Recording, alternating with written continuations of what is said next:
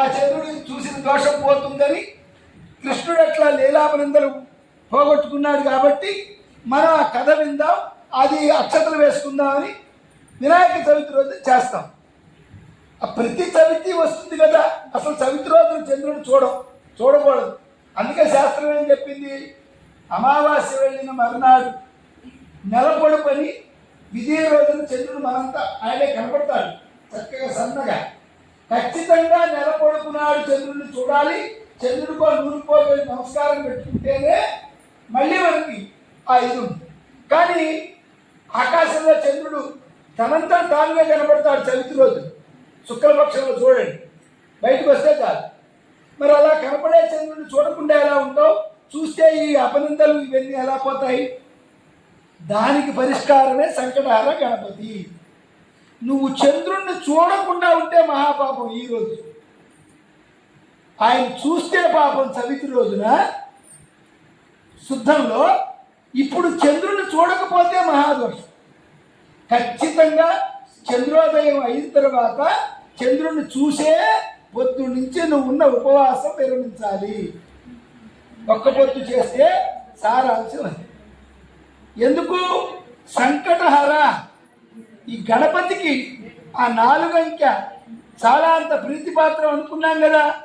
కాబట్టి ఇక్కడ ఏమంటే కృష్ణపక్షంలో పౌర్ణమి తర్వాత వచ్చే 4వ తిథి, ఒక్కోసారి 3వ రోజుకే వస్తుంది. నిజానికి వాళ్ళ పొద్దున్న తదియా ఉంది, ఇప్పుడు చవితి వచ్చింది. సాయంకాల సమయంలో ప్రదోషం అంటారు. సూర్యాస్తమయం అయిన దగ్గర నుంచి 1:40 నిమిషాలు. ఈ సమయంలో ఏ తిథి ఉంటుందో ఆ తిథి చవితి ఉంటే అది కృష్ణ ఈ సంకటహార చతుర్థికి తీసుకుంటారు. ఒక్కోసారి 2 రోజులు ఉందనుకోండి చవితి, 2వ రోజు ఉన్న చవితినే మనం ప్రామాణికంగా తీసుకోవాలి. వినాయకుడు అనుగ్రహం పొందడానికి మనం భాద్రపద శుద్ధ చవితి నాడు వినాయక చవితి ఎలా జరుపుకుంటామో, మనం అనుకునేటువంటి ఏ పని సరిగ్గా జరగకపోతే, అన్ని విఘ్నాలే కలుగుతూ ఉంటే, అశాంతి, శారీరక మానసిక రుగ్మతలు మనల్ని ఇబ్బంది పెడుతూ ఉంటే, ఆ రుణ బాధలు శ్రీ గణేశ రుణం చింది ఈ ఒక్క మంత్రం చదువుకుంటే అమ్మా అప్పులన్నీ తీరుతాయి. మంగళవారం నాడు ఈ మంత్రానికి విశేషమైన బలం. ఇలా అనేక రకాలైన కష్టాలు కలుగుతూ ఉంటే ఈ ప్రతి నెలలో వచ్చే ఈ సంకటహార చతుర్థి నాడు యథాశక్తిగా విఘ్నేశ్వరుడికి పూజలు చేస్తే ఈ కష్టాలన్నీ తొలగి మనకు సంతోషం కలుగుతుంది, కార్యజయం కలుగుతుంది. ఎప్పుడు చేయాలి అసలు ఈ వ్రతం? ఎప్పుడు ప్రారంభం చేయాలి? గడిచిన నెల శ్రావణ మాసంలో వచ్చిన సంకటహార చతుర్థి ప్రధాన సంకటహార చతుర్థి. అలాగే అష్టమి వస్తుంది కృష్ణపక్షంలో, అనఘాష్టమి అంటారు. అది ఫాల్గుణ మాసంలో మార్గశిర మాసంలో వచ్చే ప్రధాన అష్టమికి ప్రధాన అనఘాష్టమి అంటాం. ప్రతి బహుళపక్ష అష్టమిని అనఘాష్టమిగా చేసుకోవచ్చు దత్త సంప్రదాయంలో. అలా కుదరలేదనుకోండి 12 సంకటహార చతుర్థులు ఉండొచ్చు, 21 సంకటహార చతుర్థులు చేయొచ్చు. తక్కువలో తక్కువ 3కి తగ్గకుండా చేయాలి. 3, 5, 11, 21. 21 ఆయనకి చాలా ఇష్టం కదా. వ్రతం చేసే రోజున ఏం చేయాలి? ప్రొద్దున్నే లేవగానే తలస్నానం చేయాలి సూర్యోదయానికి ముందే. తర్వాత గణపతిని పూజ చేయాలి.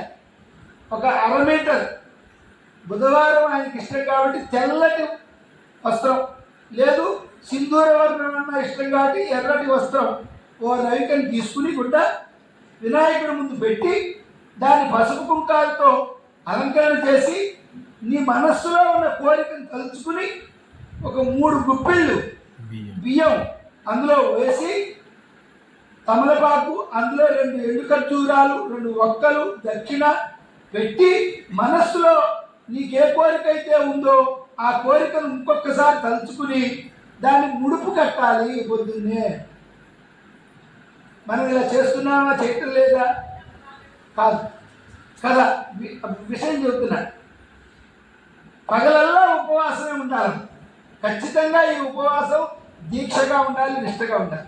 అలాని వయసు అయిపోయిన వాళ్ళకి, చిన్న పిల్లలకి, గర్భిణీ స్త్రీలకి నియమాలన్నింటికి సడలింపులు ఉన్నాయి.